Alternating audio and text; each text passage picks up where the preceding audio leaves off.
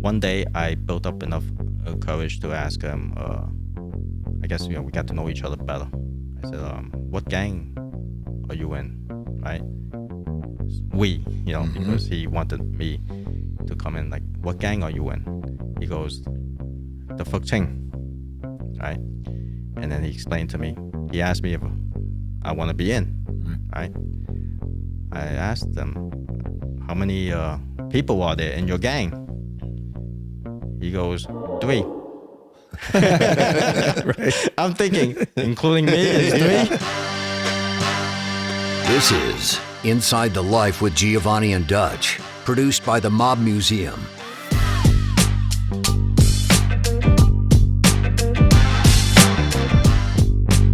Giovanni, Rocco, and Dutch McAlpin are former police and federal task force operatives. They infiltrated drug cartels, outlaw motorcycle groups, and the mafia. Now, they share their stories, along with others who have gone inside the life. Welcome back to Inside the Life. Today we're going to interview Michael Moy, a 26-year detective and police officer with the NYPD. And he was part of the Fuk Ching gang that was actually from Brooklyn. The faction that he was with was in Brooklyn, the same streets that he once patrolled or became a patrolman in years later in his life. He demonstrates loyalty. Even when he was with the Fuk Ching, he was a loyal member of the gang. Whether he was on the bad guy side or the good guy side, as they'd say, he was always loyal. Here's a guy who admits, I made a lot of money. Yeah. I've had a good life, dude. Like, I was a young teenage kid. I was one of 3 gang members in Brooklyn, in a place where I grew up. I had respect in my neighborhood. He takes that and leaves it all behind to become an NYPD cop. So we hope you enjoy this episode of Inside the Life with Michael Moy. Mike Moy, welcome to the podcast Inside the Life here at the Mob Museum in Las Vegas. Thank you very much for coming. We're super excited to get to know your experiences inside the Chinese gang life and the NYPD. Thank you, Dutch. Thank you, Giovanni. Yeah, thanks for being Thank you here. for having me here. Most of our audience understands the mob, the Italian mafia, but most of them probably don't have much understanding of Chinese organized crime. And we kind of want to start right off with, your life in the Fuk Ching and what that lifestyle was like and how and why you got into that. Well, the Fuk Ching is a street gang. A lot of people, they misidentify the Chinese gangs as the Chinese Triad, the Chinese mob, the Tongs. But we're a street gang, and a street gang that claim a couple of streets in New York City's Chinatown. So that's the difference. The street gang, they're not the Tongs, they're not the Triads, and we don't call ourselves the mob. Right. Yeah. It's just an influence. How big of an area was it? Like that area of You're Chinatown? talking about a couple block radius. Back Right. in the 70s, it was just Ma Street, Bayard Street, and you have Doyer Street and Pell Street, which was ran by the Flying Dragons, and Ma Street and Bayard Street was ran by the White Eagles and the Black Eagles until the Ghost Shadows took it over. So it was just those 2 gangs. And then eventually it expanded to East Broadway, which came the Tongs. And then by the 80s, that's when the Fuk Ching formed. And then you had the BTK, the White Tigers was offshoot from the Ghost Shadows. And then you have Green Dragons, which was an offshoot from the Fuk Ching. Right. For the Chinese street gangs, would you say it was more like, I think there's a lot of understanding from media, movies, and entertainment about Black and Hispanic gangs. Would you say the Chinese street gangs less like the Triad and organized crime and more like the Black or Hispanic gangs? Correct. Did you guys have a certain style of dress, certain crimes that you guys were into? Like, Yes. The street attire, the hairstyle, the way you carry yourself. You could easily identify who's a gang member, who's not. Just even the subtle signs. You can spot somebody with the way they dress, but if you were a gang member, you could actually spot even the most subtle signs. You're how old at this time? 15, go on 16. By the time I was involved, I was 16 years old. And what were your crimes? What were your baseline? The area was already claimed by the people with seniority. Okay. So I came in when the area was claimed already. Then later on, they claimed some parts of Flushing, Queens when I was involved. At the time, they only had like a couple of blocks in Chinatown, like Christie Street, Eldridge Street, because we couldn't get into the heart of Chinatown. We were in the outskirts of outskirts Chinatown. of it, right. So that's why the Dailo sent us out to claim different areas. Okay. And at that time, Brooklyn Avenue U, there was a big influx of Chinese people moving in. So that was like a up and coming Chinatown. So we went over there and claimed that area. What was it like being in a gang, a 15, 16-year-old kid? Like, what was your roles? You know, what's your chain of command? Like, were you guys selling dope? Were you extorting people? A little bit of everything? Can you kind of talk about, I don't think people understand how much power, like, this gang particularly had in the streets of Chinatown, you know, what and how you guys got that power, whether it was through violence or money or both. Reputation. Reputation is a big thing, you know, especially to put fear in the community. We don't target like the innocent people. Is most of the killings and shootings is mostly other gang members, Right. and the community, they see it, they hear it, and they're afraid of it. When they read in the newspaper, and they know that it's conducted by the gangs. Right. You know, that's why a lot of time, even like back then, the parents would huddle up and have meetings about this in the living room if they have kids. Like, how are they going to get out of Chinatown? And it wasn't easy to get out of Chinatown. You don't speak the language.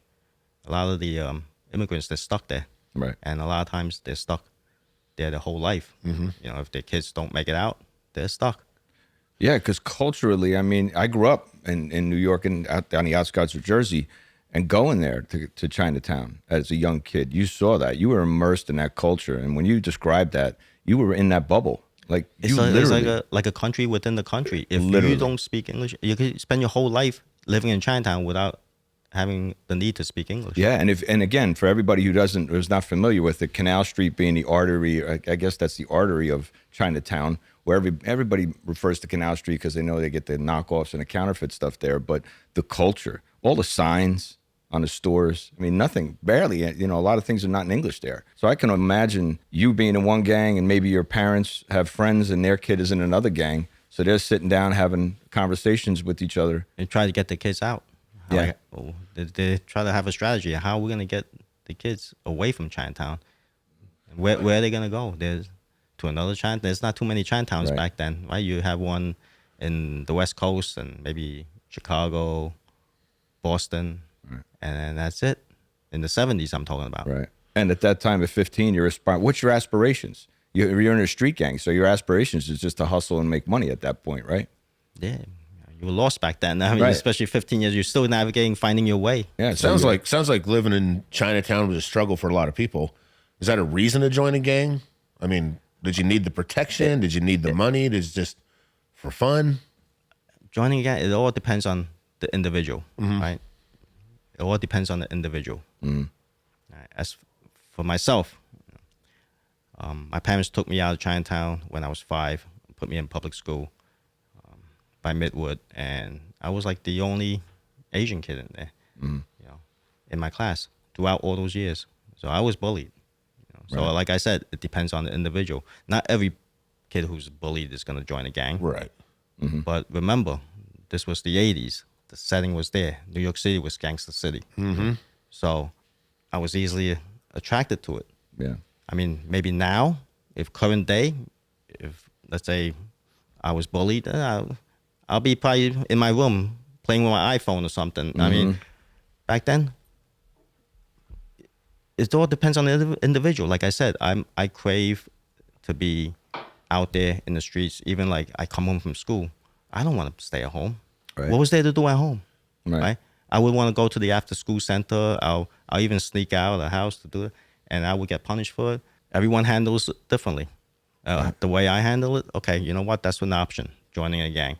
Maybe some kids might turn to alcohol, drugs, gambling, but that wasn't me. Well, I'd imagine there's So- not much to do, right? I mean, you know, you come home from school, you're going to the school, you're the only Chinese kid in the school. Now you have all this anger about getting bullied all day. Now you got to come home and play in a neighborhood where everybody else is in these little street gangs. Well, inside that bubble, and again, outside of Chinatown, think of what's surrounded there, what you're describing in the 80s. You got Hell's Kitchen, you got the Irish, you got the Italian, you got the fish market. Fulton Fish Market was still going strong, you know. So you had all these different cultures pushing you into this circle. And I'm not defending your actions, but as a kid, I can only imagine that aggravation, that anger you had, all that frustration came out in the street. Yeah, it just built up. Yeah. You know, being built up every day. What were you known for? Were you known for being a fighter? Were you known for being an earner in the gang? Oh, by the time I was in the gang, Yeah. I was known to be loyal. Right. Loyal. That's why a lot of people came to our gang, right? But they weren't initiated, like how I was initiated. Okay. They trusted me. The upper echelon trusted me, so I got initiated like about a year and change later. They saw how I handle certain situations. There's a lot of associates out there that they hang on to the daima, but The daima is the they're not in recruiter. the inner circle. Right. So I was in the inner circle. But you have to spend some time like hanging around the gang and participate in things before you get initiated in. Yes. Kind of prove yourself a little bit? Yes. What's that process like? It all depends on what the daima says about me, and something about me is he knows I'm loyal. I proved it a couple of times. Right. I'm always there for him. He knows I'm not looking to take his spot. I have no ambition to be a daima or a dailo. I just want the people around him who wants to come join our gang to make sure if you're gonna have to go through me to get to him. Like if anything happens to him, you're gonna have to deal with me. Right. Like that type of so they understand that. Like for me, how I felt, even as a kid at that time, I always felt that you needed that structure, you needed that hierarchy, you needed the discipline. Otherwise, any gang will crumble. Neil Dellacroce even said to John Gotti, "The boss is the boss." Yeah. Right? Yeah. Yeah. But look at what John Gotti did. Yeah. Took out the boss. Right. Everything crumbles. Right. No, that's the new way in the organized crime world, right? No matter what the culture is, it seems like that's the demise, which is good for us on the law enforcement side. Yeah, on the law because enforcement they side, eat of their course. own, right? They Yeah. really do. Greed. But what strikes me, what you're saying to me is you seem to be more what you're describing to me. You're a tough kid in the street. You can take care of your own because you're being bullied. But did they see you? Did your daima see you as more cerebral? Are you a guy that you weren't quick to go hands on? You had to if you did, but you were more when you process your thoughts. And do you think that's what he saw in you? Let's put it this way. Like they would, even my daima would ask for my advice. How should we handle this? Right? And you were a young kid. And I was a young kid. Yeah. And I'm younger than him. And he would ask for my advice. And I would say he always take my advice.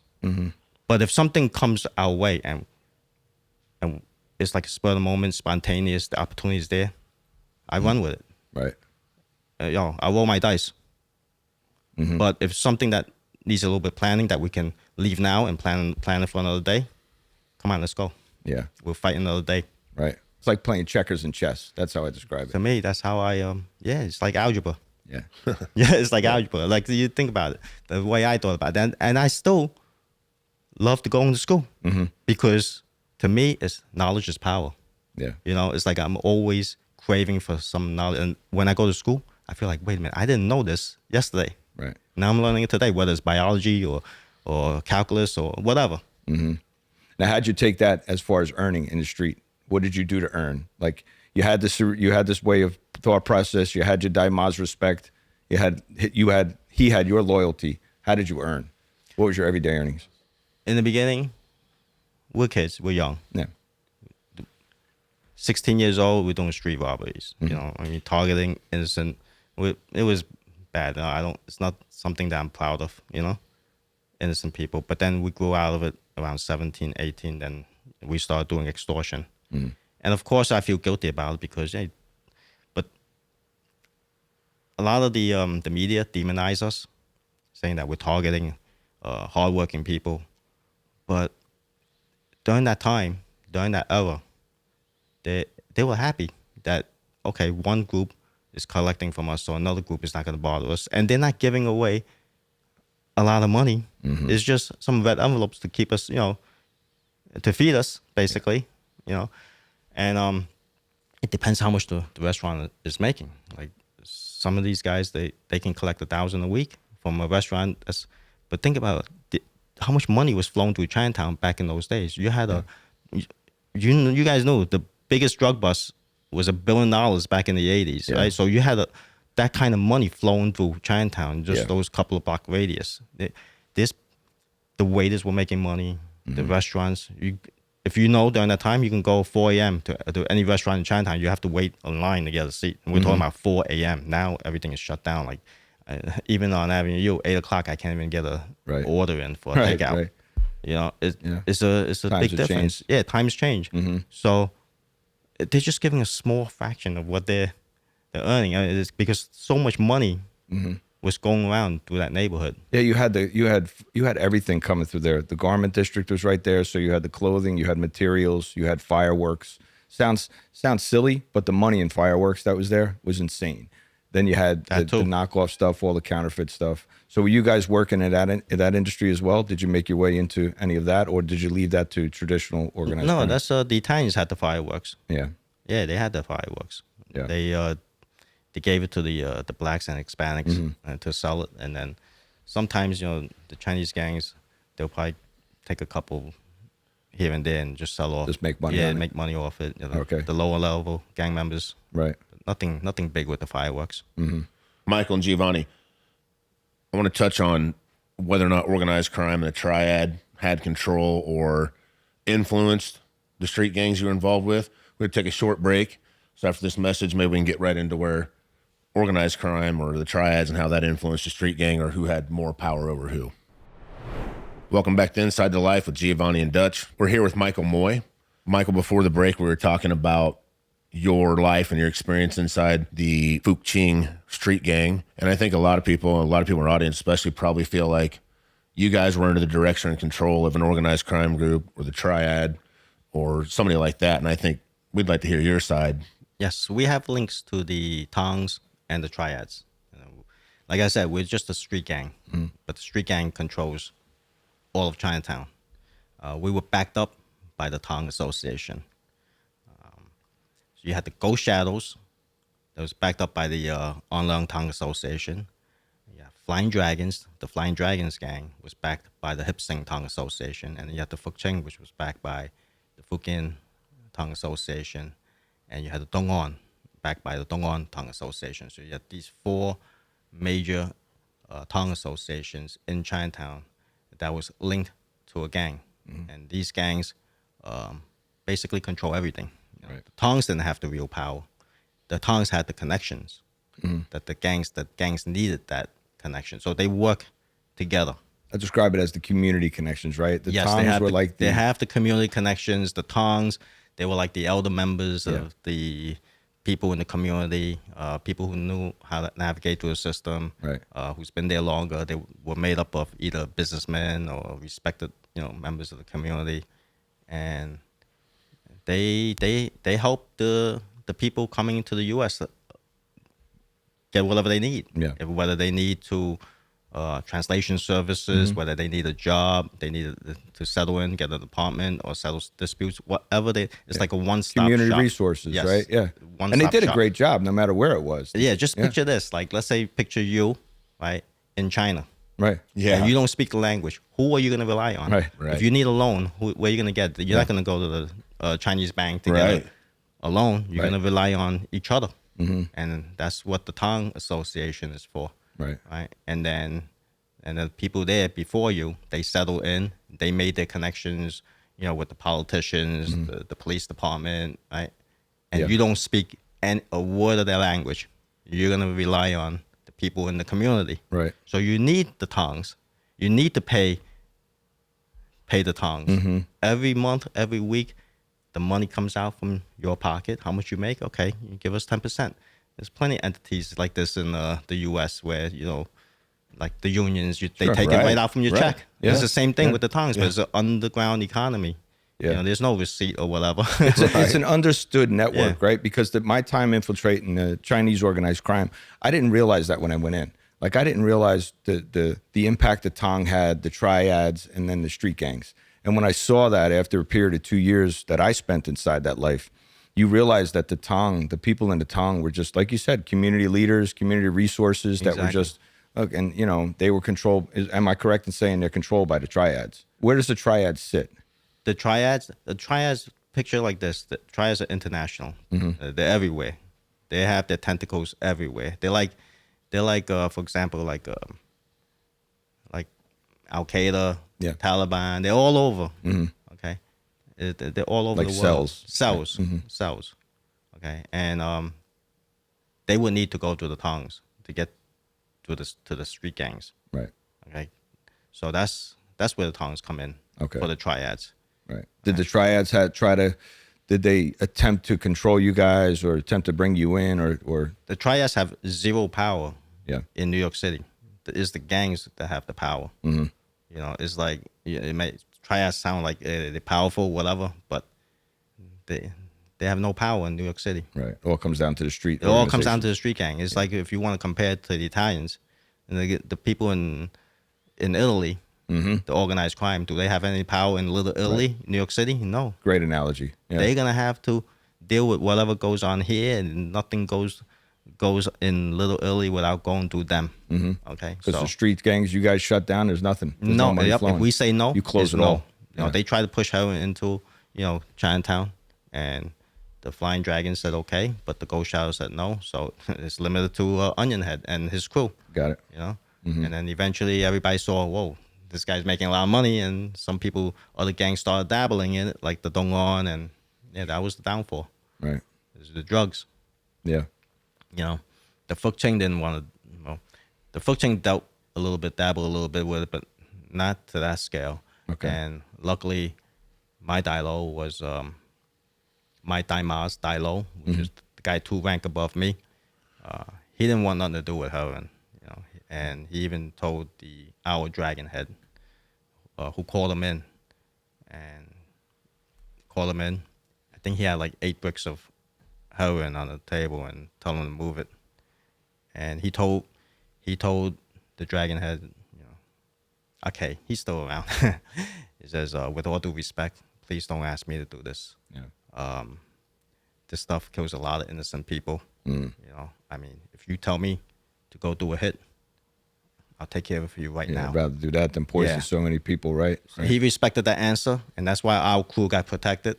We never touched heroin, because he made all his money through gambling, the gambling houses, because Sister Ping's brother was a heavy gambler.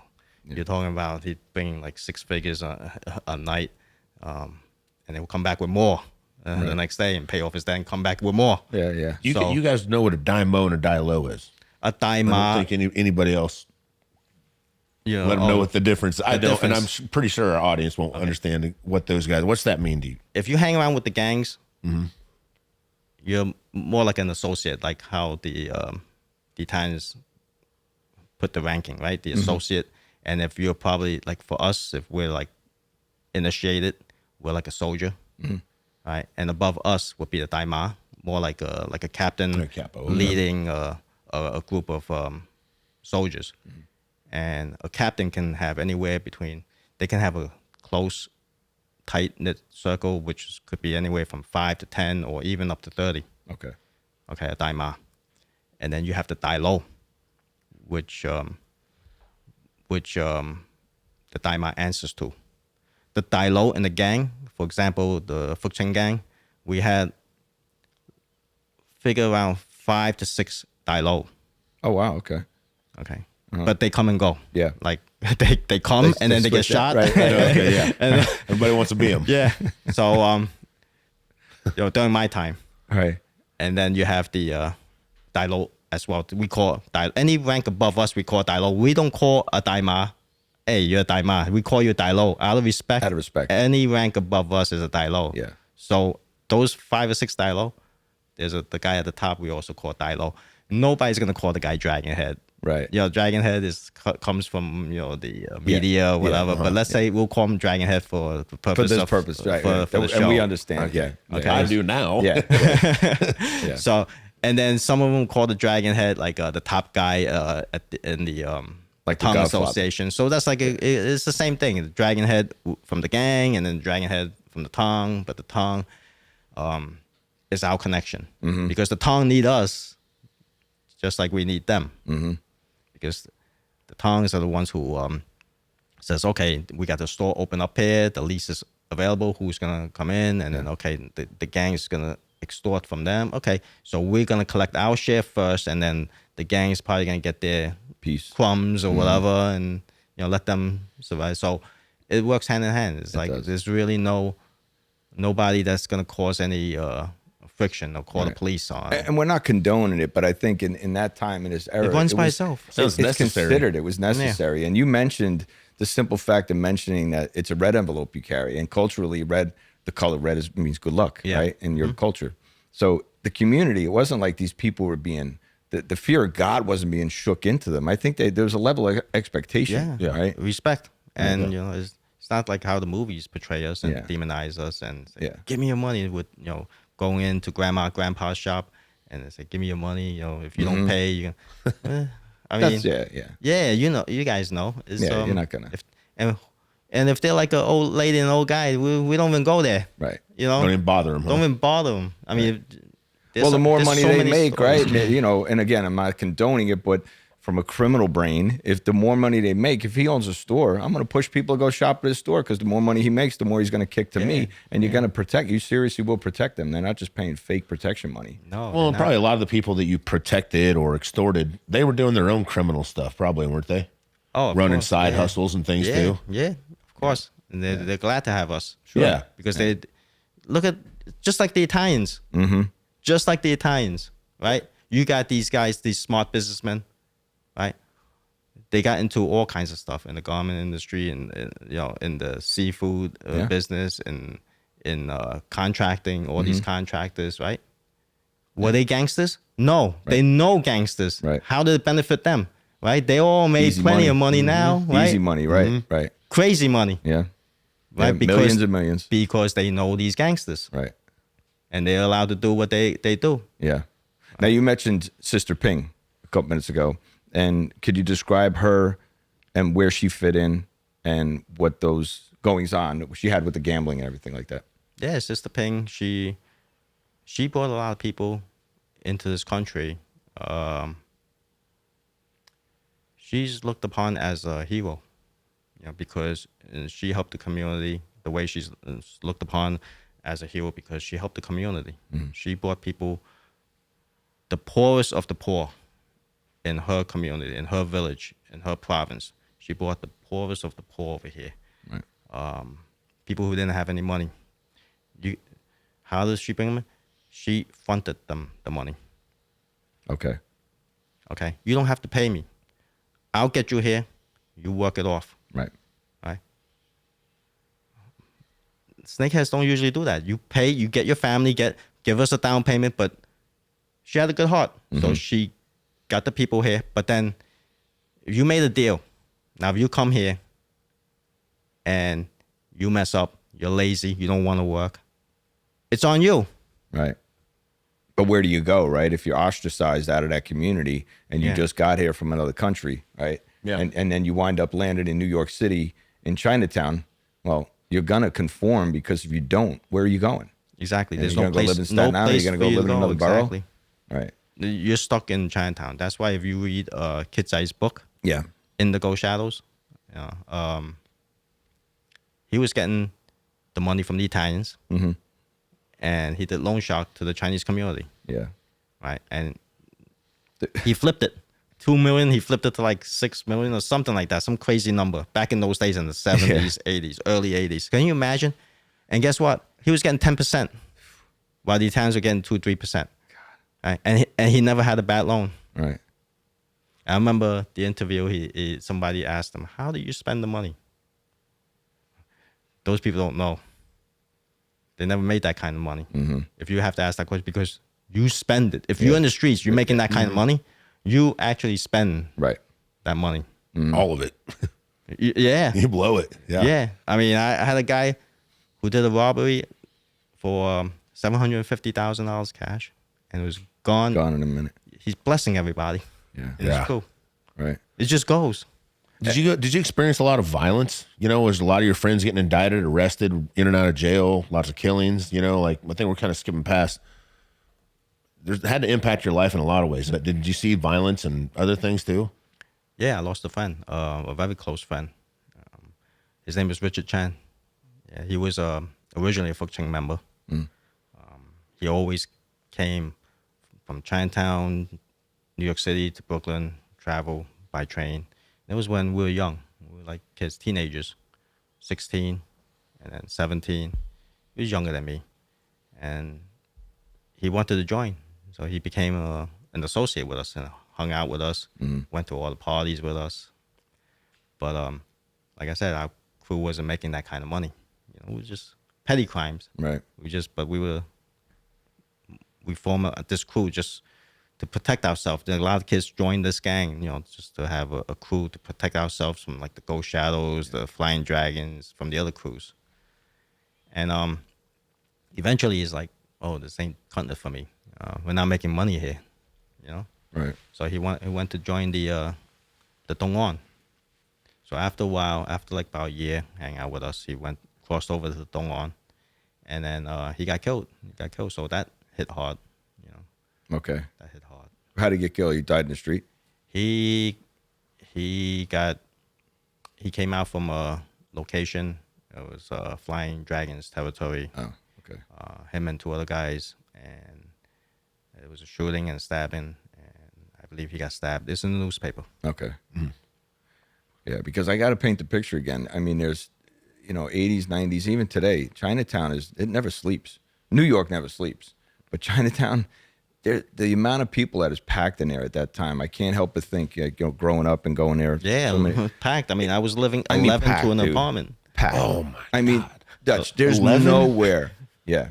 There's nowhere. The sense of community, you couldn't walk down the street. Even today, I mean, Chinatown is, it's not as vibrant as it was back then, but the amount of people that were pushed into that one small area, I mean, you try to walk on a sidewalk, there was no room to walk on the sidewalk. And that's 24 hours a day.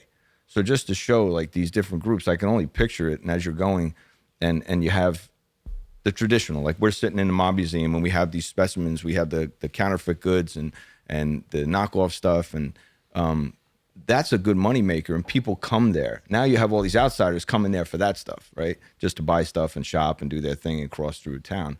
But the gambling, how much of it did that play a part as you progressed into the Fuk Ching? How did you get into gambling? Yes, I did. I mean, gambling was a part of our life and the Asian community. A lot of Asians, they love to gamble. Oh, yeah. So did you move away from the street fights and all that and become more organized with the gambling, or? Yeah, I opened my own gambling house eventually when I was in my 20s. Yeah. And what'd that look like? Did you have to kick up?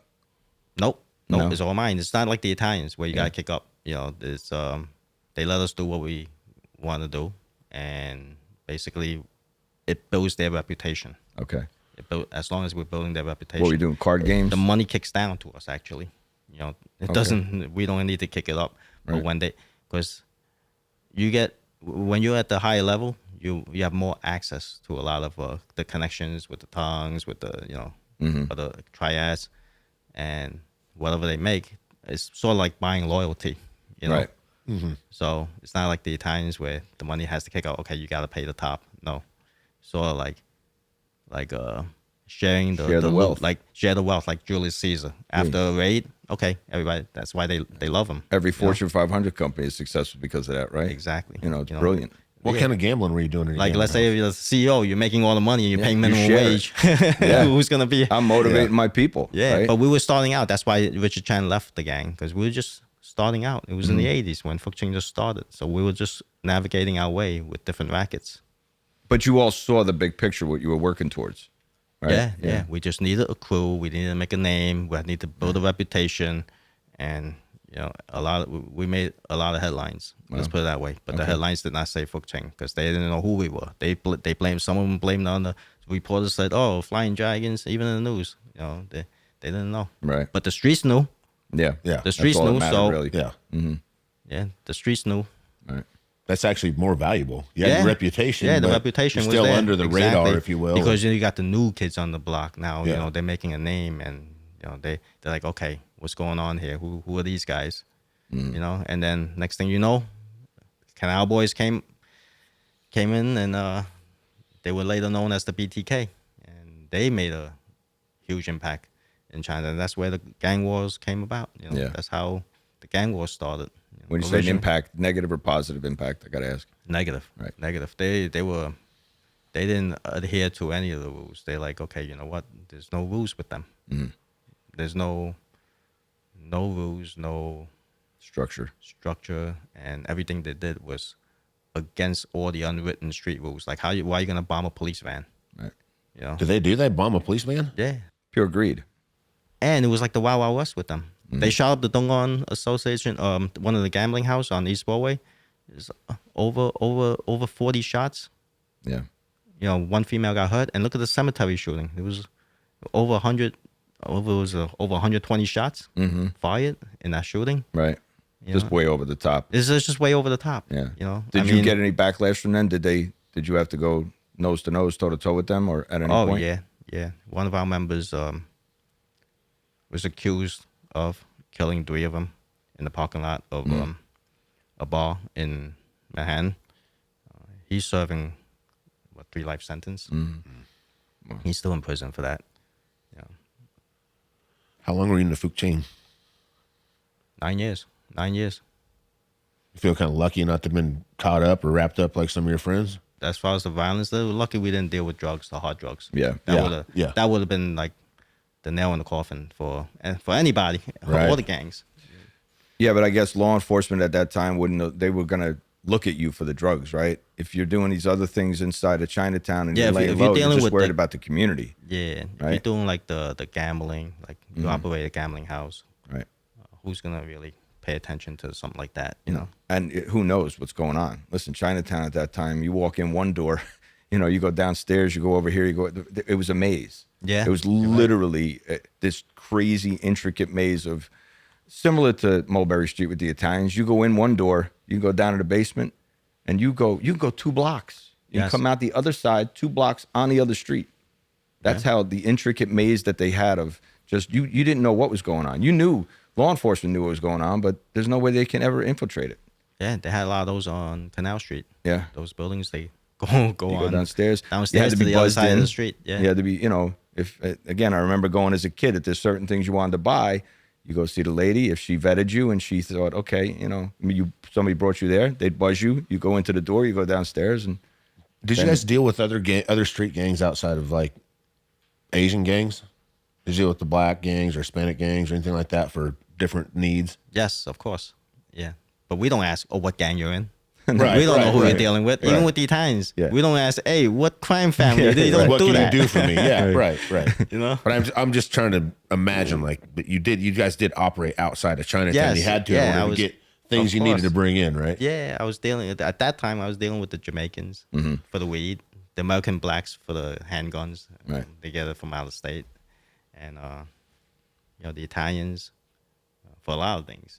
Joker poker machines or whatnot. That's a lot to accomplish for a young kid, honestly, if you think about it. Sometimes I feel like the Asian kids are years beyond their age. Like you could be 13 and you can act like you're 18, 19, Yeah. but it's different. Some of these kids that we fight with, like these Italian kids in the neighborhood, they're 18-year-old. They're acting like this. they wear their heart on their sleeve. Yeah, but when you get an 18-year-old Asian, they can actually deal with a 45-year-old mob Right. guy. It's like Right. Yeah, but I would imagine that's the spillover. When you came out into other communities, that's what you were probably dealing with. You weren't dealing with, were you dealing with May guys? You were dealing with, as we call them, fugazis, like fake wannabe gangsters. Did you have to deal with the guys that were connected guys, like from Mulberry, from the outside? Or were you dealing with just other street kids that were just happened to be like you guys, but Italian or a different culture? The Irish over in Hell's Kitchen. this Italian guy was my mentor, and he was like a father to me. I mean, I didn't have much of a relationship with my father, but I do a lot of walk talk with this guy, and I learned a lot from him. Yeah. And he has a special place in my heart. Let's put it that way. Right. So you're running these gambling operations. You're running. You have the Joker poker machines in there, or were you just running card games and traditional Card games, gambling? mahjong. I had 4 mahjong tables. I had a poker table that we can convert to baccarat, blackjack, whatever. Around a community, did you have the Joker poker? You were getting those from the Italian guys? Yeah, we put 2 Joker poker machines in there. I had a pool hall also. That also had the Joker poker machine. The Joker pokers were, just so everybody knows, the Joker pokers where you put a game in a video game. They could be a legitimate poker machine, or it could be a video game. Back then it was Pac-Man, whatever it was. And then there was a switch on the back. You'd hit the switch, and it literally turned into an illegal gambling machine. Yeah, so I had this kid. He was like 16 years old. They were both 16. His name is his nickname, we'll call him Chinatown Jack, and we'll call this other guy Danny Boy. Like young kids, teenagers. They putting money into, because I had a pool hall. We had a billiard place, and I owned, and I put and they were gamblers. They would gamble anything. These guys, especially Jack, right? He would go out there, do robbery, whatever he scored, it'll go to either like lottery tickets or he'll try to hustle in pool, mahjong, anything you name it, he'll gamble. So he put so much money into my machine, right? And he's sitting there all day, all night, and he figured out a way that when you hit 3 bells and you put a certain amount of money in there and credits and you hit, it's just going to continuously Pay out. pay out. No way. So he found that glitch. Yeah. So he's like, okay, let me try it on the other places. Yeah. So, because he ain't gonna do it to me. Right. You better not do it to Right, me now. right. Okay, you know. So now he went to all the other places in Brooklyn and Queens, and he's hitting them for a lot of money. So now Italians took notice, like, who the fuck are they? How is this not making money? Yeah. Then they found out it was 2 16-year-old Chinese kids. And they called them, they manhandled them. They were more concerned, like, how the fuck you figure this out? Right. Yeah. Tell us how. Yeah, but they gave him a stern warning, never to come back, never do this again. Yeah. Well, they didn't know what to do. They were part of the gang too. They didn't want no war. Listen, but we're in Vegas, right? You know? yeah, so that was a funny story. Michael, you got a book, Bad to Blue. Yes. And I don't want to skip past something you said there. You talk about an Italian guy that's a mentor for you. Yeah, I mean, It seemed like I don't want to skip him. Can you go into that a little bit at all? it was 1990. So I decided I'm going to invest in the car service business. And, in that business, the Asians have no places in that business. It's run by the Italians. All right, and then I bought into that business and it did well, and it wouldn't do, and let's put it this way, without his help, I wouldn't be able to do it. Right. Yeah, and you were young at this time? Yes, I was only 20 years old, 19, 20. So Something you like went that. into this business. You didn't ask permission. You just decided, not that you needed permission from the Italians, but in that Somebody day- who was working there is an Asian guy. Okay. And he was running the business for, he's working for the business, so he knew the ins and out. Yeah. He was a driver and also a dispatcher. Okay. An Asian guy. Right. And the 2 Italian brothers who owned it, they want to move on to bigger and better things. So basically, they didn't pay too much attention to this business, and the business was a huge business. It was like maybe 20 cars, and then eventually it just being neglected because they went on to other things, Right. bigger and Easier better money. projects. Right. It dwindled down to like 2 cars. So they wanted fresh blood in there, and they offered to the Asian guy who knew me. Okay. And he asked me, "Hey, you want to, go in partners with this?" So I'm like, "All right, let me check it out." So I went in there. I jumped in, hands on. I drove for a month just to get to know the business. I dispatched for a month, and I'm like, okay, it's doable. So I invested my money in there with him, and we built up the business back to slowly. We invested the profits, and we made it into 12 cars in like no time. Right. I learned a lot from this guy. Okay. Like how to run a business and the advice he gave me. Just little things that stuck to my mind that I just can't. Stop Yeah. thinking like a street kid. Exactly. He made me more mature. I was 19, 20 years old.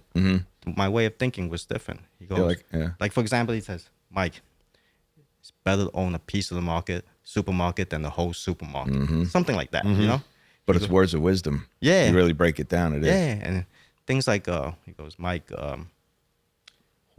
at that time we grew up drinking tap water, Right. right? Yeah. Right? Yeah, Tap The water best from the water sink." I've ever had. Yeah. He goes to me. He goes, "Mike, whoever thought of this, selling water in a bottle is a genius." No He kidding. goes, "We should muscle into this." And he got me thinking, like, "Hey, Mike, you knew the restaurants? Maybe we could push it to the restaurants, the Chinese supermarkets." Like he got me thinking. Yeah. Like expanding my my views. No more street hustles. A street hustle. Yeah. And again, that's that step where you take into manhood, right? And you're going, Yes. okay, wait a minute, Yes. I can make more money. And it's Yes. funny to hear you say that, because even my time infiltrating the mafia, I had a capo, and my capo, we were going into business buying a glacier. Like, you wouldn't think. Like, we were doing all the other traditional stuff like in the street, but then he said, yeah, we're buying a glacier, and we're gonna bottle water, because the simple thing of buying bottled water and how you market it. So that was a shift. This Italian guy was it's crazy, right, to think that way, but there's this shift in you. You had this cerebral way about you as a kid. You came up under your daima. Now, at some point, this Italian gentleman you're talking, we won't ask you his name, he becomes sort of a daima to you, right? Or is that the position he took as a counselor or a mentor? He was like a father to me. I'll put it that way. Wow. That's pretty powerful. Powerful. Wow. I could tell he genuinely looked out for me. You guys are feds, right? Yeah. He goes, Mike, be careful when you're doing walk talks. They can read lips. the feds have people who read lips. Yeah. Cover your mouth. It got me thinking. Is that true? It is. Well, it's true. It's the street is the street. You come up with these little things. They didn't hire lip readers. No. They didn't post a guy unless you're a super But at target, least right? it makes me more careful. Yeah, for right? sure. A guy like John So Absolutely. Gotti. there's truth in that. Yeah. It's good. Be vigilant. Pay Be attention. vigilant. Be aware. Then I got to pay somebody to hide up in an apartment to look at me and you on a walk and talk to read our lips. If you're a John Gotti or you're a big Dilo, then they'll invest the money and do that. At some point after 9 years in the gang, you've started to transition. You've met this mentor. Something's happened to you, and something changes. And when we get back from this short break, then let's get into how you transition from your street gang life to your next chapter. Michael, did you have a street gang name? No, I didn't want a nickname. Mike is a common name. Mm-hmm. It would be easy to identify me if I had a nickname. Just like when I came into this interview, when I introduced myself as Mike, and you said you knew a lot of Mike yourself, right? Of course. Yeah. And so just like I said, I knew a lot of Giovanni, and he said, you guys knew a lot of Mikes. Right. So as a young kid, you were smart right off the bat. Well, as a young kid, I know that if I had a nickname, it might work against me. So being that I was the original member, I had seniority, because Fuk Ching was a new gang. I was the original the three members, the original three. And anybody who came in, if they joke around and say, oh, give me a nickname, I put my foot down. No nickname for me. So am I correct in saying, and I read right, that your uncle was involved, right? My uncle-in-law was involved with the Triads. He was a 14K member. The way you conducted yourself, because again, growing up as a kid, being a street kid and then becoming a cop later, I think that common denominator we have is I know who the people are that influenced my life. And I know I could have went either way. And very much like you, and you decided the path that you were going to take. But that person in your life, before the daima, where did you learn those isms, those mannerisms? Seriously, I had no one. My Yeah, no uncle, one. I didn't even know he was a Triad member until I started working on this book project. Right. That's how much he lived a life. He But was believed it in that something life. you learned in the street? Secretive. Right. Well, that's a triad, right? Triad's different. Yeah, different culture. But is it stuff that you learned in the street from watching people growing up until you were a 15-year-old, or was it just something instilled in you to say, you know what, did It's you just- conduct yourself? I think it's just myself, just being cautious and protective, and in that mode where, disadvantage. I don't want to be in a disadvantage. Yeah. So Because those characteristics, the daima that approached you to bring you in, the recruiter, right? We'll call him, like, that was the deciding factor. So how did he come to you and approach you? Okay, so we'll go back into 1986, around 85, let's say, because I didn't join until 86. 85, I was always hanging around with this white kid. His name is Jordan. We were like considered like best friends. Michael and Jordan. Yeah. He's this tall, lanky kid. He's one of the nerdy kids. Yeah. Once we were chased by a bunch of white kids with bats, and believe me, you don't like that feeling. You're running for your life. Yeah. And I just didn't like that feeling. Mm-hmm. And me and him, he was like my study partner. We go to each other's house and do our homework. And after studying, doing our homework, we would like to go to this pool hall called Triangles, right? And the pool halls back in the 80s, you walk in, it's dim, dimly lit with cigarette smoke, fill up the whole room, and you got all these rough-looking guys from all walks of life, with Hispanics, whites, usually mostly Hispanic, whites, and couple Asians here and there, not many, you know. But then I saw this Asian kid. His name is Cambodian Peter. You look at him, you know he's a gangster. He's got one look. He's a gangster. Yeah. That's it. Yeah. And he's not afraid to show it too. So he's over there with his typical gangster look, with the jeans, with the beeper hanging. He wants everybody to know it. It wants everybody to know it. Like, okay, I'm not the one to be messed with. That type of, look. And he's got his dragon tattoo showing, and he's by himself in the pool hall, just watching people play. Like, usually these gangs, they go in groups, you know? But he's by himself. And he showed no fear. Like, he's like no fear in the world. Like, I look at him, I'm like, how do you get that confidence? You know, how do you become like that? You know, like, you're in a group of people with rowdy people. And then I noticed, like, nobody would even, like, mess with him. Like, they would get loud or whatever, rowdy, but they leave him alone. So there's got to be something, about him. There's his aura, the way he carries himself. And he's a young kid, too. So that intrigued you? That intrigued me. Yeah. That intrigued me because I'm hanging out with this tall, lanky white kid, and I'm a nerd. You know, with the I could use some of that typical Chinese haircut. Yeah. Right, so I'm always in Triangle Billiards playing video games with this. I'm the only Asian kid besides that guy. So one time he caught me walking towards that billiards in the afternoon, and he asked me, "You going to the Triangle?" And I was like, "Wow, he's talking to me." Like, in a friendly way, not in a threatening way. Right. Yeah. And I go, yeah, being that, because he see me all the time. So he wants to recruit me. I didn't know that. So I thought, he just wants to hang out with you. Yeah, make small talk. Yeah. So that small talk, all the way to Triangle, like, I have a friend, And then later on, he asked me, hey, let's stick together. So this way, nobody bothers us. Right? Strength in numbers. So I was afraid to ask him because I knew he was in the gang. Right. Everybody knows, that these are the people that parents warn you about, not stay away from. Yeah. But I didn't ask him what gang he was, and I held that in until one day after like a month, about a month hanging out together, because he presented it as like this: let's hang out together, we'll stick together. This way, nobody's gonna bother you, like that. The way he presented it, I liked it. Yeah, right. Especially the situation I was in all my whole life. One day, I built up enough courage to ask him. I guess we got to know each other better. I said, "What gang are you in?" Right? Because he wanted me to come in. Like, what gang are you in? He goes, the Fuk Ching. Right? And then he explained to me. He asked me if I want to be in. Right? I asked him, how many people are there in your gang? He goes, 3. Right. I'm thinking, including me, is 3? He goes, yeah, we have Big Chicken. Right? Right? So I'm like, at that time, I've seen him around, but I don't know him. But I've seen him around. It was just me and Cambodian Peter talking. He goes, yeah, that's just the 3 of us. He says, one of us got arrested for homicide in Queens at the pool hall.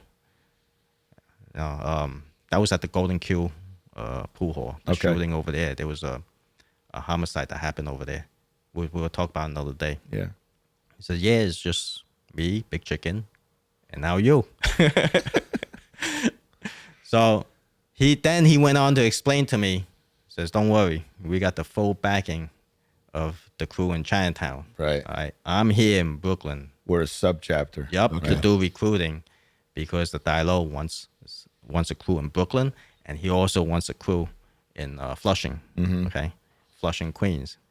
So I'm like, okay, I'm in. It wasn't until a year later where I got officially, It took a year for you to yeah, for the transition, ceremony. and be a made member of it. But Yeah, sort of. Yeah. you transition away from Jordan and your traditional, we'll call them traditional friendships you had, Yes, childhood and I friendships. still feel guilty to this day. I reconnected with Jordan recently. That's good. And I felt bad that Well, the street gets you. left him. Yeah, That's what happens. The street right? got me. The street. I gets told him, you. he didn't know.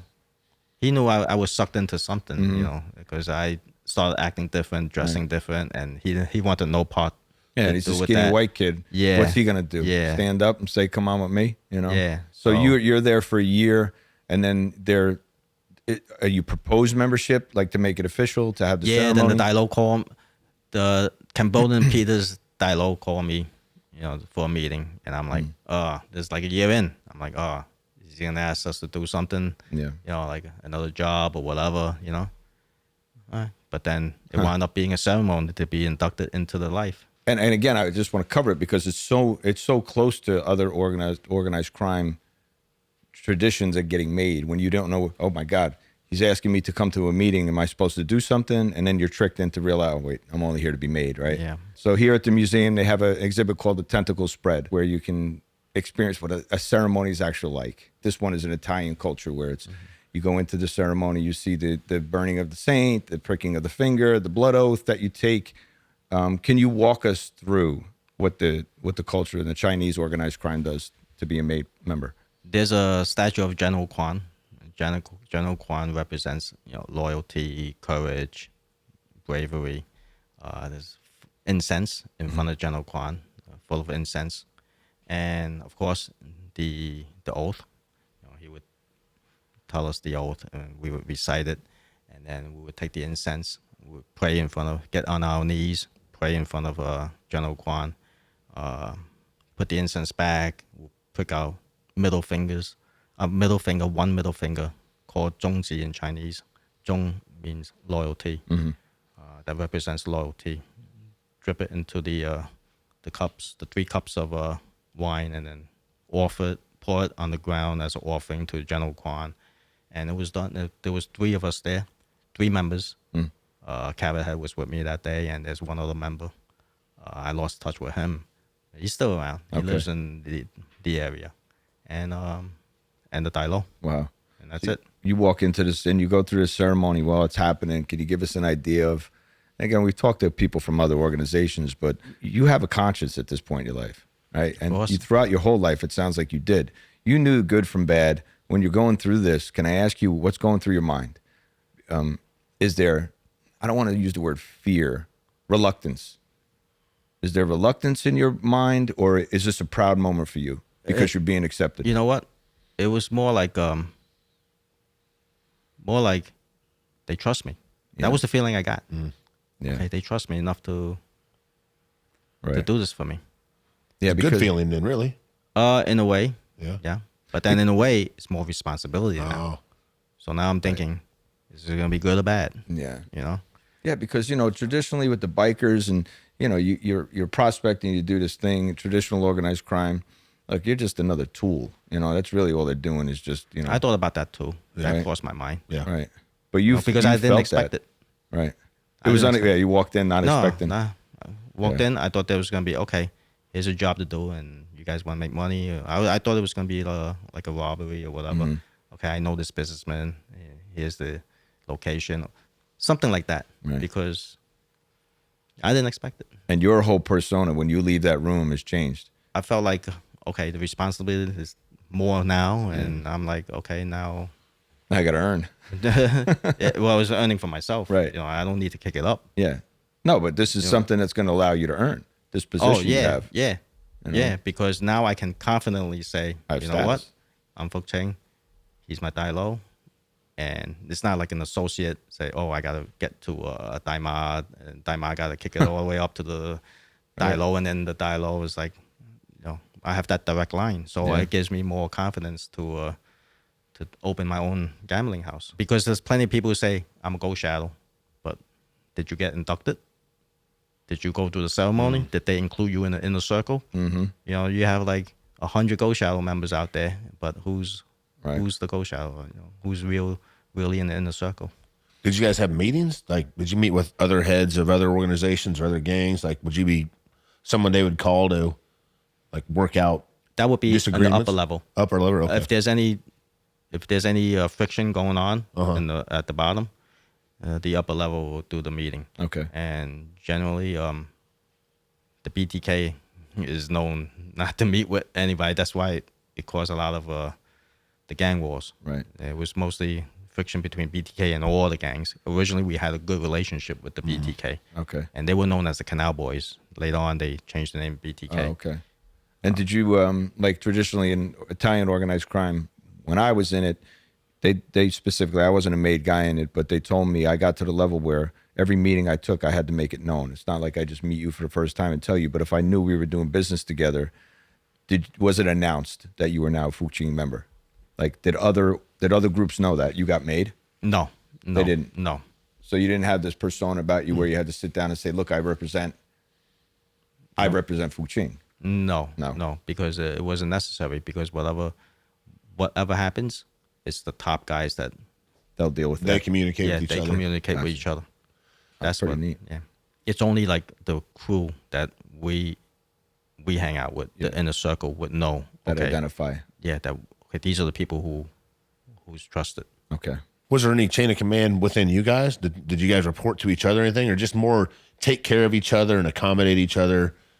Yeah, Campone Peter was the Daima, and then above him, we'll call him Rooster, but there's a couple more Dilos, and we all answer to all the Dilos. Doesn't matter which set.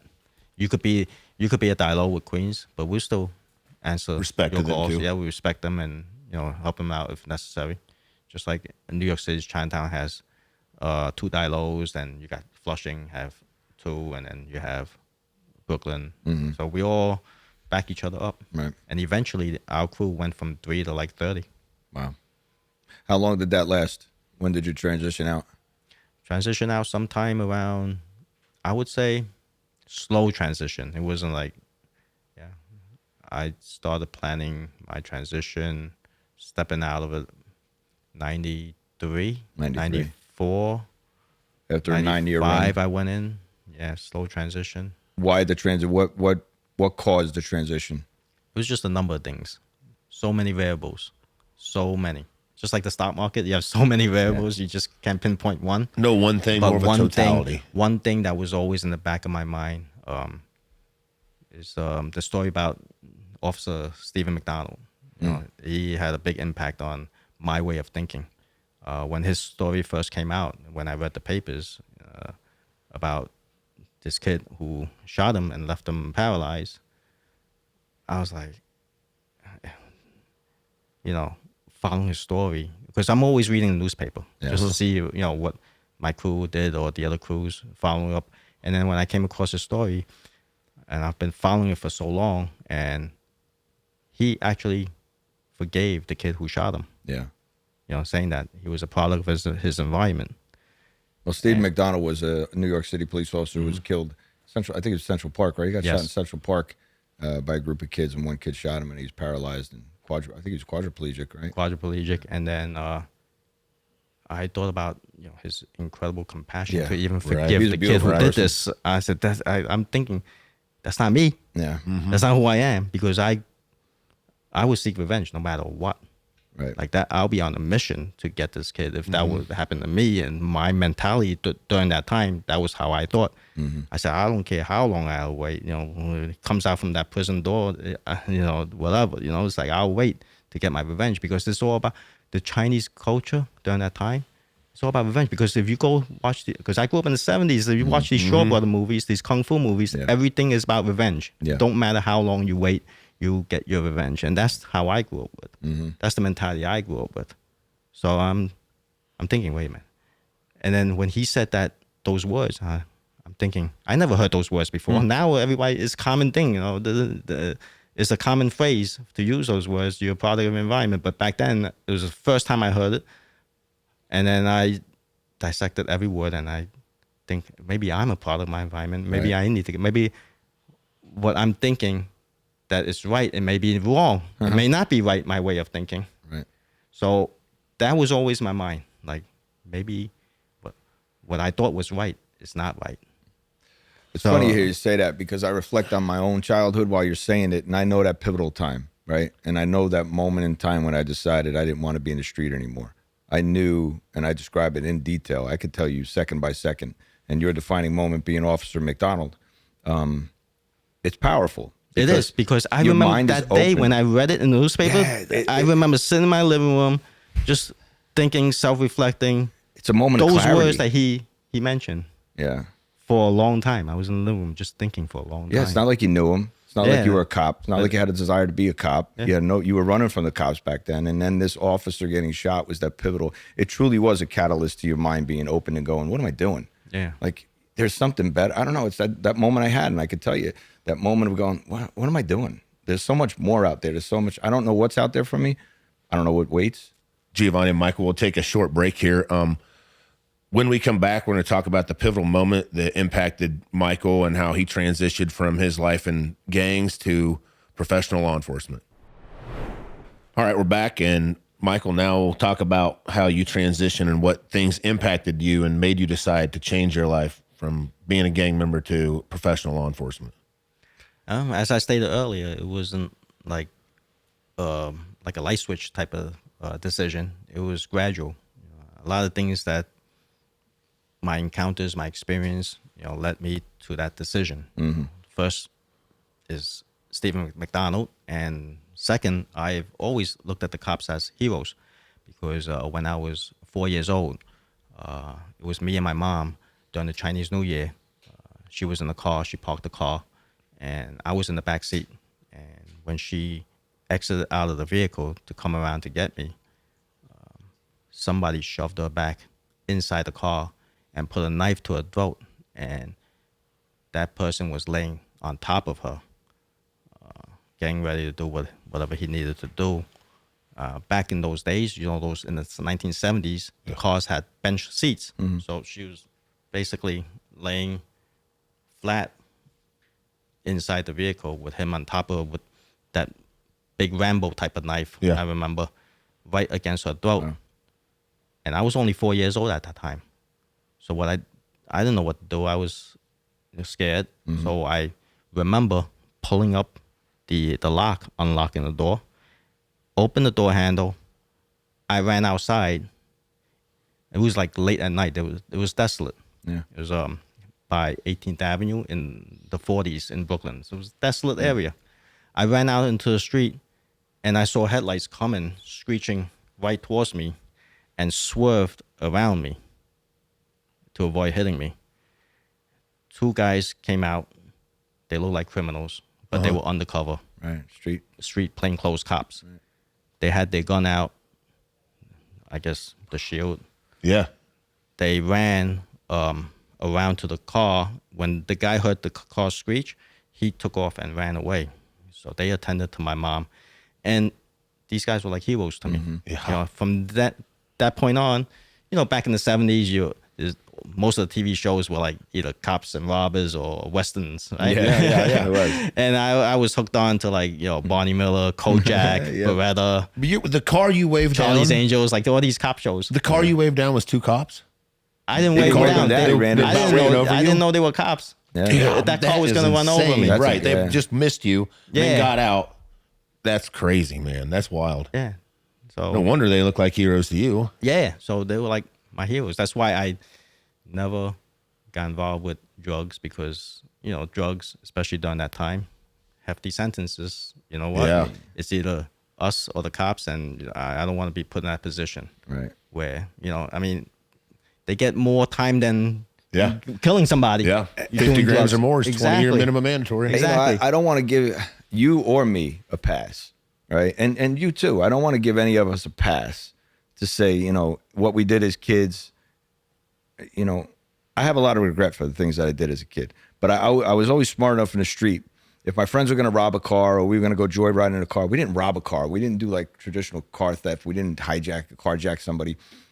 My neighborhood, I grew up in that Brooklyn-esque type neighborhood where you got your car serviced, you put the keys above the visor, and you left it for Dutch to do the oil change in the morning. We'd come as neighborhood kids, jump in the car, take the keys. Yes. Is it car theft? Yes, it is. Is it illegal? Yes, it is, right? But we're joyriding. Yeah, that's what I did also. But it sounds to me, we share that like a lot of cops, like a lot of good cops do.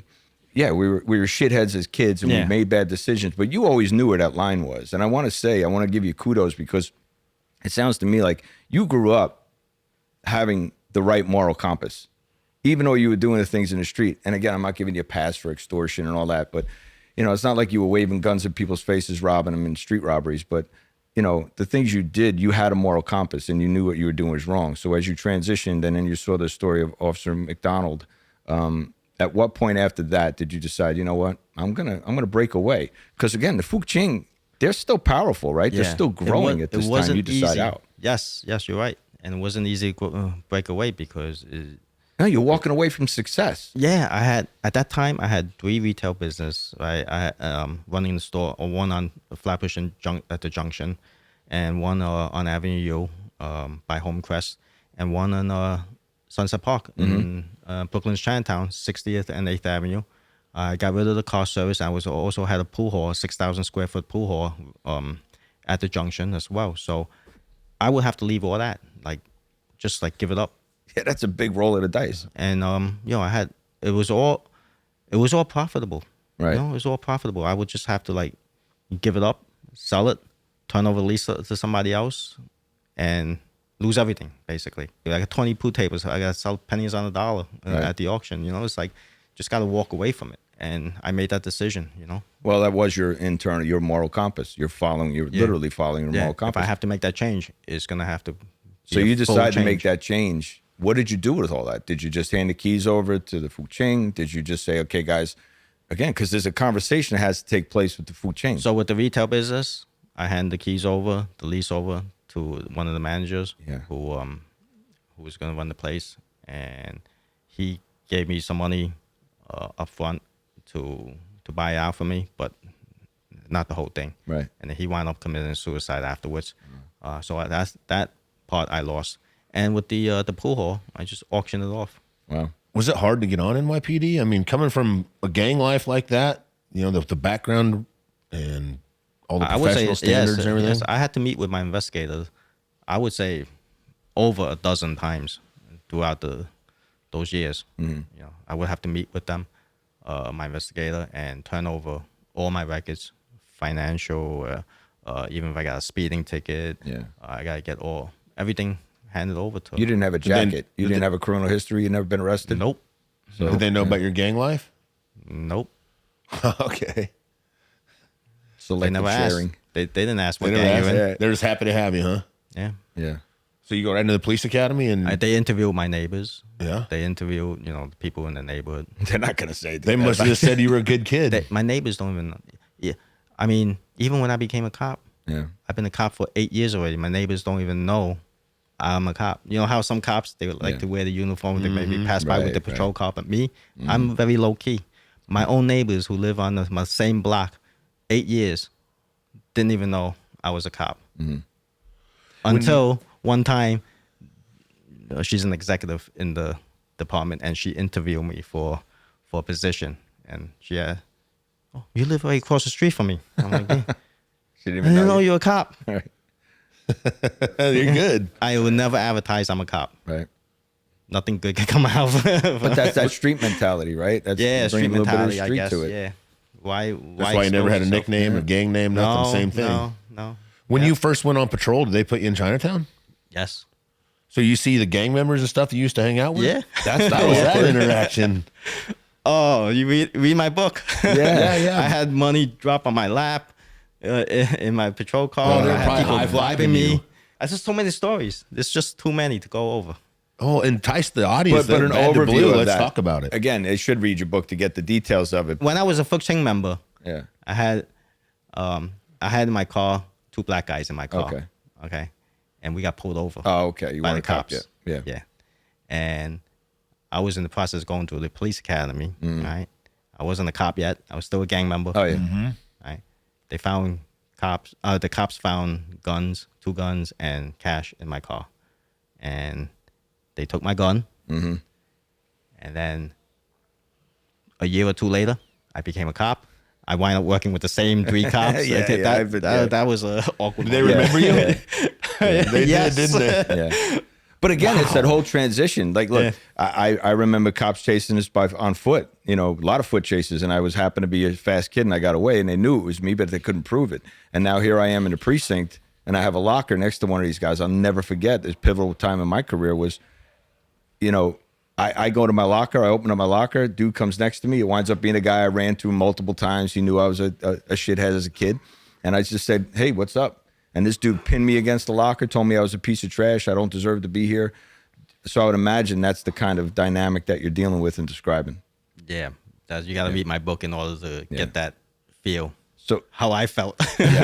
So your loyalty now shifts from Fuk Ching to NYPD. Yes. And you know what? There's another incident. This kid I was taking money from in school. How when you get bullied, you bully others. Mm-hmm. I wind up working with him in the same precinct and didn't see each other until like 40 years later. Mm-hmm. And we've been working there for almost a decade. And we didn't know, we change. Yeah. Our looks, our appearance. Right. We get old, we age. Mm-hmm. And how I recognized him was when he was wearing his uniform, his name tag. His name tag indicated to me who he was. And I approached him. I said, are you so-and-so? And he was like, yes. He goes, who are you? And I mentioned my name. He goes, I was just thinking of you last week. I said, did I traumatize you that much for you to think of me? He said, yes, because I was taking his lunch money. I just figured by this time you were dead. And we were working in the same precinct right. for all these years. Yeah. And we didn't even know until I saw his name tag. That's a funny story. So it's a huge adjustment. I mean, it is. It's a huge transition, and the adjustment, it was nerve-wracking because a lot of the people I dealt with, remember I was on Flatbush Junction, my pool hall, and my retail business was there. A lot of things were going to the blacks, dealing with the Caribbeans, and guess what? Yeah. Every time I make an arrest, I have to transport the prisoner to central booking, where everybody can see my face. So can you just imagine? That's why I always keep my hat on inside the building. You know how cops hate to wear that hat? I never wear a hat. I look like a fool because all the cops are looking at me like, why is this guy wearing his cap, inside the building like he's a buff or something, like he, but I had my reason. I just, because when you wear that hat, your appearance change dramatically. So you'll have to read my book. But in my book, I described the pivotal time when I made that transition out. And I realized I didn't want to stay in the streets. And there was a time when my uncle and all the guys that were with him that were outlaw bikers and such, there was a time when we shared in a tow yard, literally. That was the pivotal moment when I had to meet with all these guys, drank a case of beer and said, that's it. After this, you're going to that side. Like, when you go, are you really going to do this, Giovanni? Yeah, I'm doing this. I'm going to become a cop. All right, but understand, from this point going forward, this is who we are. This is the side of the fence we're on. So after this beer, when we're done this beer, that's it. Like, there's no more of this. Exactly. Did you have those conversations? Of course. Yeah. These guys who came out from prison after so many years, they know not to look for me. Mm-hmm. They know. We'll say hello. We'll have our moment together. Yeah. That's it. I said, anything you tell me, I'm obligated. I'm on this side now. Yeah. Just respect that. And it's hard for people to understand that. I think Dutch and I have had conversations over our years and friendships and working that. It's hard for people to understand and go like, well, wait a minute. You were a shithead in the street and you were robbing people or doing whatever, and then you became this enlightening, pivotal moment where now you're just going to be a good cop. You know what? It's hard for people who are perfect to understand. Right. Thank you. That's a great point. Yeah. You said you were influenced and that you looked at police officers as heroes. Once you became a police officer, it's hard being a police officer. Did you feel like a hero? No, I didn't feel like a hero at all, but I think I did some heroic things. Yes. But I don't feel like a hero. It's just loyal. It's just the right thing to do. Mm-hmm. Yep. And that sense of what you described in the beginning of our conversation, the loyalty end of it.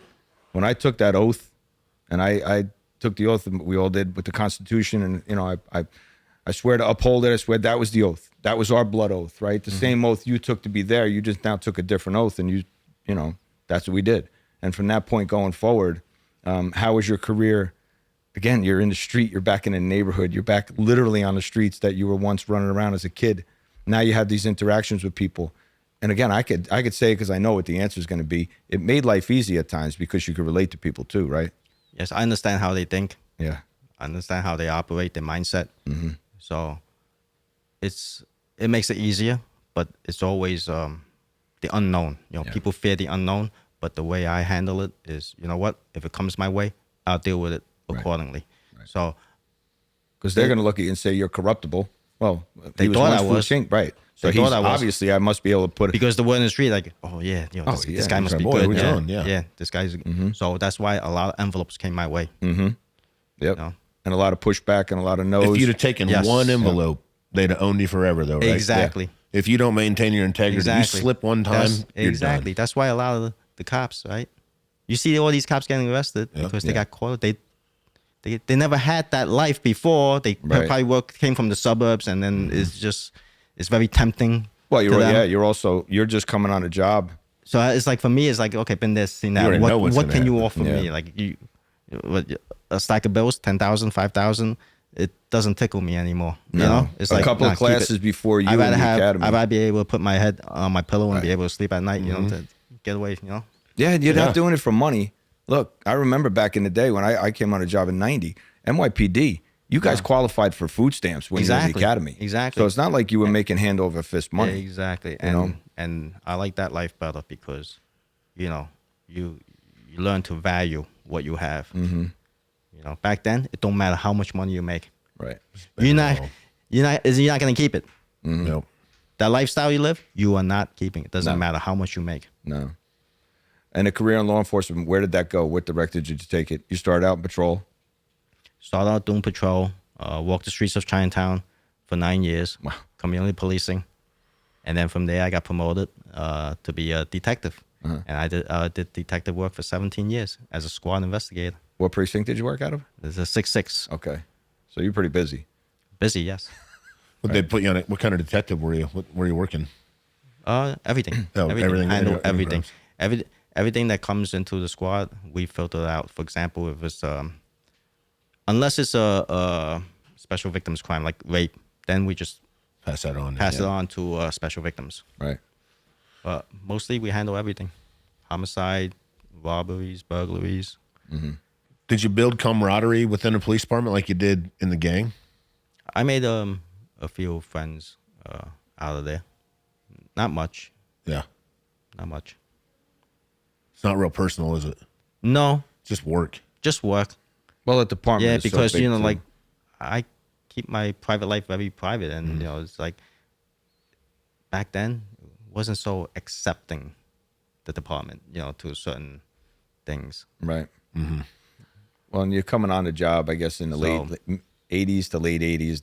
NYPD suffered a tremendous blow with corruption within the departments. I mean, they had a lot of bad press during that time too. So here you are coming in at that time. Stereotyped.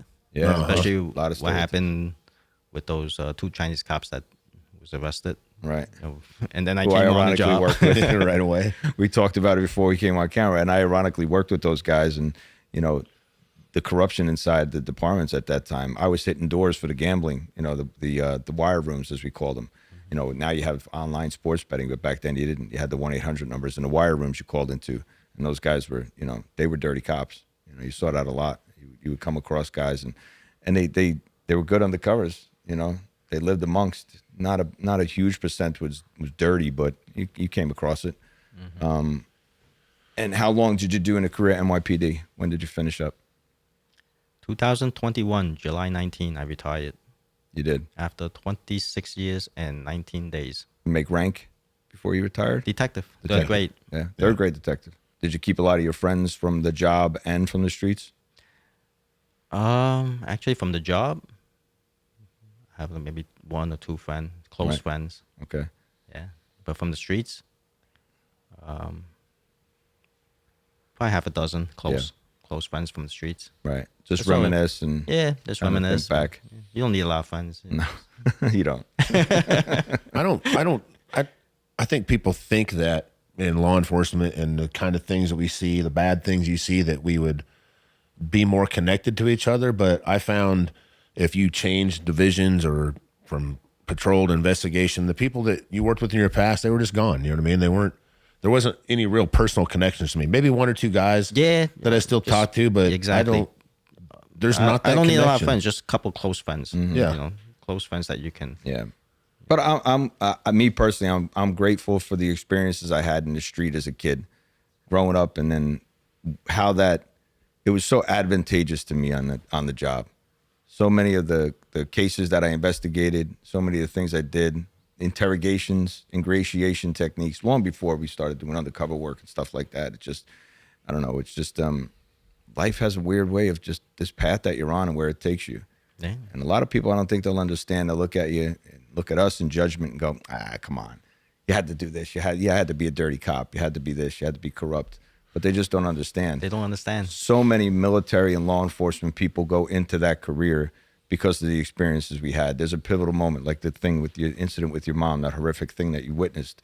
A lot of domestic violence, a lot of things, whatever draws somebody going into law enforcement. Because again, you know, they want to take that trauma and they utilize that. They don't realize why they're doing it, but all that negative experiences they had, they want to do something good with it. Do you look back at your law enforcement career as something positive? Do you think that was a good 26 years of... I try to suppress it. I don't even look back. You don't even think And about once it, I huh? retire, it's like, Yeah. oh, you know, I'm the type who like to move forward. I Yeah. don't like to Yeah. you know, if it wasn't for this project, I Right. wouldn't be looking back. Right. Well, let's kind of talk about that. What you're doing now, that you're out of gang life, you're out of law enforcement. You have a podcast called Chinatown Gang Stories. Chinatown Gang Stories on YouTube. You talk about the kind of guests that you interview on there and what that's like. Yeah, a lot of people think that I invited these guests to my channel, but these guests were my childhood friends. Right. It's hard to get somebody to come on the channel and say, oh, a lot of the comments I read, oh, why don't you get this person to interview or interview that person? These are the people who I grew up with, who Right. trust me. Who still Because think respect about you.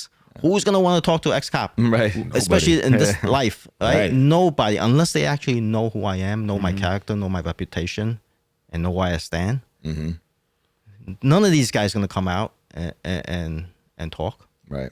And what else are you doing? Are you doing anything with community outreach or anything like that? Or are you just hoping that the podcast is a platform to connect? With the community, Yeah. I try to volunteer my time for public patrol with PSP Okay. in Flushing. Nice. Put on a uniform and just patrol and Yeah. protect the neighborhood. Okay. What kind of uniform you put on? It's like a community patrol type Oh, of thing. okay. Yeah. Nice. Huh. And whatever volunteer work, if anybody's interested in having me, hey, look me up. Right. You know, I'm more than happy. I got a lot of time. Retired. Yeah. Well, you know, it's good that you use it towards mentorship. Yeah. You know, I would Try to imagine do you that, yeah. try to do that. Some outreach stuff with some guys that maybe were in your position or our position when we were younger. You know, Yeah. other guys that realize I'm you know, looking. the street doesn't have to. eat Yeah, I'm you up. looking forward to if there's any doors open up for any mentorship. You know, I'll volunteer my time for that. Where you're at now in life is a good place. You know, so many people you grew up with, they're not here. They're not walking the earth anymore. It's priceless. You can't buy peace of mind. Right. Yeah. Can't buy time. Can't buy peace of mind. You can't buy time. You've authored a book, Bad to Blue. Congratulations. And in And it, it you was told 10 years in the making. It's what? 10 years in the making. 10 years. The book is 10 years Yes, in the making, but the I- stories are how many Yes, years, right? I set a goal back in 2015. I said, you know what? I like to preserve this piece of history, Yeah. and I think I'm going to start with a memoir. And then now, 10 years later, I was able to get it published, traditionally published, Right. and my goal has been met. And whatever comes of it, you know, comes of it. Now, Just in like- the book, you tell the stories, and thanks for sharing the stories you shared here. Some of them are in the book. Was there is there a story that you shared in the book or something that stands out? Even looking back on your own manuscript that you wrote, is there something that you take from it that you learned about yourself? What stands out is this, and I hope other people who read this book I'll be able to pass on this message. Realization. You need to realize your mistakes, whatever it is, what you're doing wrong, to make that first step for change. If you don't realize it, you're never gonna make that. Right. Take that step. Take that first step. Right. So realization is very important. You need to realize what you're doing wrong, whether it's an addiction or it could be anything. Yeah. You can have a problem with gambling, a problem with shopping, a problem with, alcohol. If you don't realize, wait a minute, I got a problem, you're not going to change. Right. Well, you have to have the resilience within yourself, right? You have to find that sense of purpose. It's in there. You just have to find it and pull it out. Yeah. And Don't make hopefully- excuses Right. for yourself. For me, I could have said, you know what? I'm so trapped into this life, so engrossed into this life of crime that, Right. I can't get out. But You didn't there's settle. there's always an out. Just it's up to you to make that change. You must realize that if you realize you're doing it wrong, you need to get out and get out. And I had to take that first step. I often use the analogy of somebody leaves breadcrumbs for us. It's just a matter of looking for them and following them. And one of those breadcrumbs, it sounds to me like it was Officer McDonald was one of those breadcrumbs. Yes. And he and if comes- you don't pause and stop and say, okay, why? Why do I feel this way? Why do I have this sense of, like you said, it's a reflection of, okay, why do I have this burning flame in me that's getting hotter and hotter and hotter? And what do I do with it? Exactly. He comes across in my book several times throughout my life. So that goes to show you the impact he had on my mindset, that it's always recurring, coming back into my mind. Were you ever able to meet him?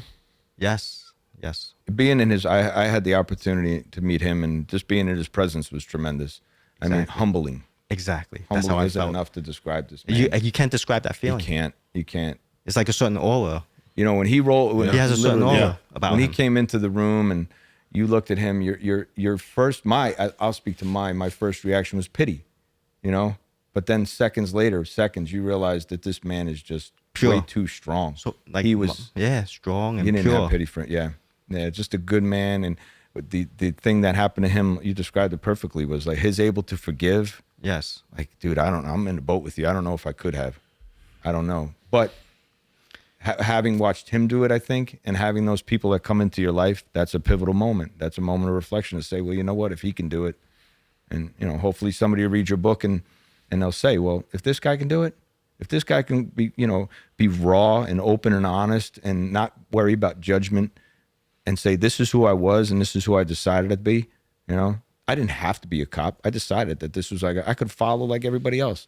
I could have been another, cog in the wheel, but you chose not to be. So kudos to you. And I will say thank you for your service. 26 years in law enforcement, and to wear the badge and not tarnish the badge, that speaks volumes to your character. So Thank you. Thank you, Michael. I think your totality of your life, one thing I've taken from the interview with you today is you mentioned loyalty a lot. And it sounds like to me, like even while you were in the gang, loyalty was important to you, being genuine and staying to yourself. You didn't have a nickname. You never changed yourself. You never tried to stand out. For some reason, you were just very internally driven, and loyalty is something that's consistent throughout your whole life. Whether you were working with the gangs or you're working with the police department, you seem to maintain a real self-loyalty as well. You know what I mean? Yeah. Remember back in those days where handshake meant something? Yeah. You don't see that much Right. anymore. Right. But we can change it. We can bring it back. You and think by it's writing ever, your book and you reading think your it's ever story. going to come back in the future? Yeah. Well, you do your part. At least you do something. And what we're doing here and sharing our experiences, you hope that it could be, it could be a pivotal moment in somebody's watching this show and listening to our stories today. You can only hope. And it could be a spark for maybe one, maybe 5 people, But I think you'll inspire somebody with your story. Somebody that's struggling with Hope where I'll they're at in inspire life. somebody for the good. Yeah. Without a doubt. Yeah. I mean, like I said, I'm not trying to glamorize it. I'm just stating the facts. Yeah. What we did, Nothing you've said sounded glamorized or minimized or exaggerated at all. Just sounded very truthful and genuine, and I really appreciate that. And I think everyone listening and watching will sense that too, and that makes it valuable. I hope so. I hope I get the right message across. And Michael, we want to thank you for being here on Inside the Life at the Mob Museum. And we want to encourage everybody to grab a copy of your book and have a good read and dive into it. And I look forward to the next one. I think you need to write a second book with all the stories you have. Thank you so much, all the best. Giovanni. Thank you, That Dutch. book's Bad to Blue, and you can order it online, correct? Bad to Blue. For behind-the-scenes photos, merchandise, and exclusive content, visit InsideTheLife.org. Rate, review, and subscribe wherever you get podcasts.